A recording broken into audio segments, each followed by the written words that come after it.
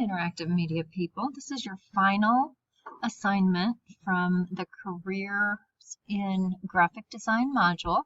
Now, you do not have to be researching a career in graphic design if that is not what you are interested in doing for a living.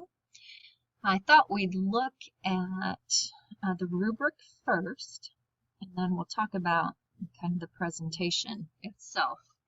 And you can use Google Slides. If you and a classmate are doing the same career, you can also work with a partner. Okay, let's talk about grading. So we'll start with the end and then we'll work backwards. So one of the areas on the rubric is it is error-free, means there's no errors in spelling, word use, grammar, or punctuation. Remember, it is a presentation, so you're going to go by the 7x7 rule, which means 7 lines, no more than 7 words, and that's 49 words. That's way too many words, so less is better, remember. You want keywords. Of course, you're going to have a title slide, and typically you would have like an objective slide. Your second slide is going to be the description of the career along with where you got the information. So let's talk about the description of the career. And I've already opened tabs, and you can see up here for all of the links associated with the resources page. So I'm going to start with Cooter. Oh, doesn't want me to go there. Okay, here I am. So of course you guys are students, and you've been using this already. I guess I'll hit I agree. Again. And then you're going to go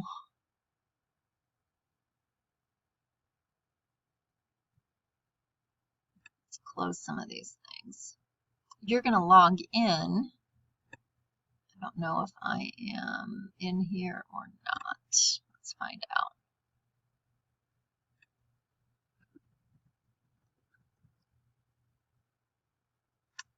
There we are. Now you should have already done this. And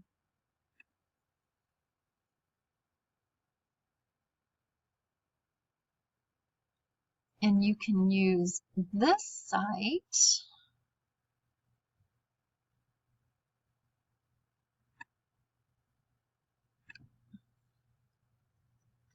sorry about that.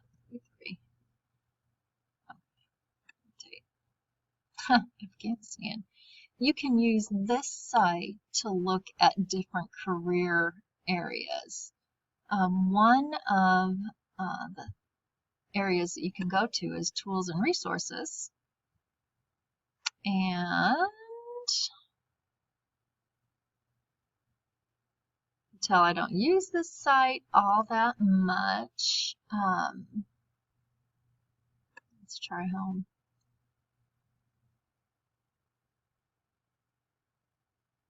And you can look,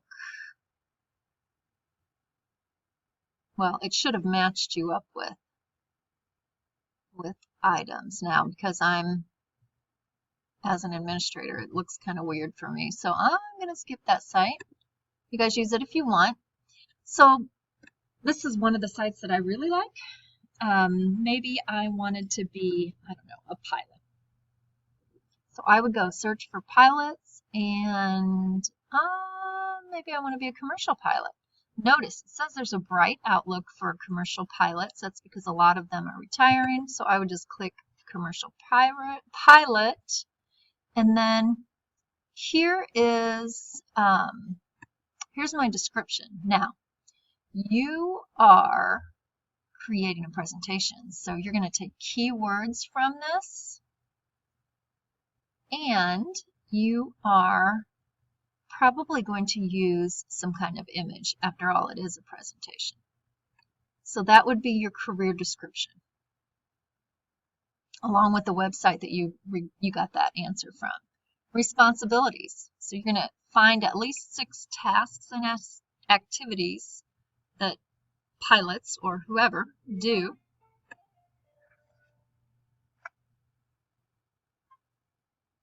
And like, look right here. Here's 5 of 25 of them are displayed.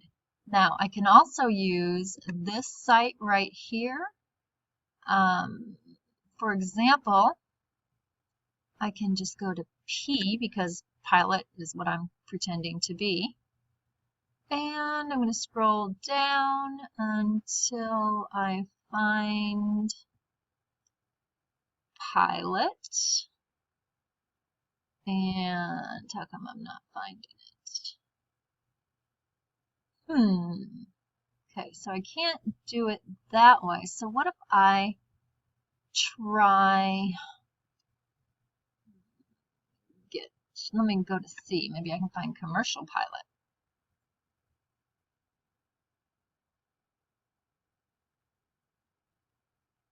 And commercial. Well,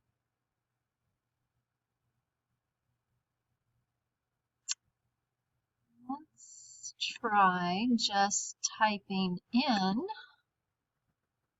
pilot. There we go, airline and commercial pilots. And here I am. Here's what they do. So again, there's my duties or tasks. So I can use that there. And again, oh, this side is pretty good too as far as that goes. So same thing here. If I type in pilot,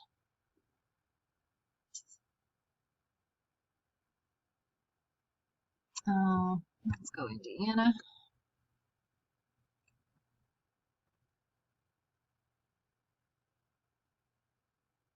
And that's giving me the schools that I can go to learn how to be a pilot. So that's my education. Let's go to explore careers. Now let's do it. So I know I'm going kind of fast just to give you a quick overview of these things. Here we go. Let's say Indiana. And there's my description. There's my outlook. There's my outlook in the United States. There's wages. Notice there's the education. So if I go back to my rubric, I know now I can put in my responsibilities, which is my tasks and duties. My job outlook, remember we just looked at that. And that's this, projected employment. So it's expected to go up 9% in Indiana and 5% nationally. And then if we want to live somewhere else, we can pick a different state. That is that. So that's a pretty good, that's really all you need on that slide. So if you know how to, you can take this information and just pop it right on that slide, and then of course put your source, which is this right here, on the slide somewhere as a link would be fine. Education and training. So the typical education, again, we can use this right here and this. Notice 59% of commercial pilots have a bachelor's degree, which means you go to school for 4 years. We can also find that out here, and I just switched over to the O-Net. All the same information is there. So there's our wages and trend, and this one says the projected growth through 2029 is 8% or higher. Notice that's a little different. So if I'm using this source, I'm going to want to use this as my citation. Let's go see if we can find education. There we go. This one says 28% have bachelor's degrees. This one says 25% has some kind of post-secondary certification, and only 23% have high school diplomas. So you can see all of these sites have the same information. There's education and training on the Bureau of Labor Statistics site. So again, make sure you put in your source where you're getting the information, because each site has a little bit different information. Income and wages. Again, we go to these sites, we look for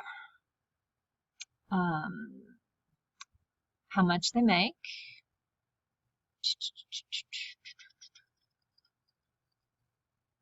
And so there's education, skills and ability, and I don't see it there. I really like this site because it just lays it out so nice for us. There we go. Airline pilots, co-pilots, and flight engineers in Indiana, average, they make $105. If you're on the low end of that, you're still making $62,000. If you're on the high end, you're making $138,000. And then we can see more wages, obviously, by clicking see more wages. And then there you go. So that is the income and wages, skills, knowledge, and ability. And I'm going to go back, and I know I'm clicking through this stuff kind of fast. Well, there we go. There's knowledge, there's skills, there's abilities. Now you may want to divide that into 3 different slides. That would be fine. Or you can just put them all together on one. And again, this site has that information. The BLS.gov has that information, and so does ONET. Plus, you can get it at Cooter, and you can get it at Glassdoor, and you can get it through the Career Cluster, as well as Hoosier by the Numbers. Now, if you're not wanting to stay in Indiana, that really doesn't make any sense to use. So, related occupations. And there we go. Related occupations says so right there. So, what to do is pop those in there. And again, each one of these sites, whether you're using ONET or you're using the BLS or you're using Career One Stop, all of them have the same information. Finally, and this is just a list of 3. If you want to add pictures, that'd be great. You took a bunch of interest inventories using that Cooter site. You are simply on your final slide going to talk about whether your interests align with what it says people in that occupation value. So I'm going to go over here and I'm going to look for work values or work styles. And it says, you know, that pilots are dependable, they pay attention to detail, they cooperate with others, they exhibit self-control, they have a high level of stress tolerance, they are supportive, independent, and they value recognition. So if that's me, I'm going to put, yeah, you know what, my interest inventories say I align perfectly with this position, or no, there's not much alignment. For example, if I know I can't handle stress, that's probably not the job for me. So you're going to put together your presentation, whatever you're using, and if you want to use Prezi, by all means use Prezi. If you want to use Google Slides, use Google Slides. When you are finished, make sure that you submit it. If you are working with a partner, on your first slide somewhere, write both of your names. Okay. If you have any questions, feel free to email me. Good luck.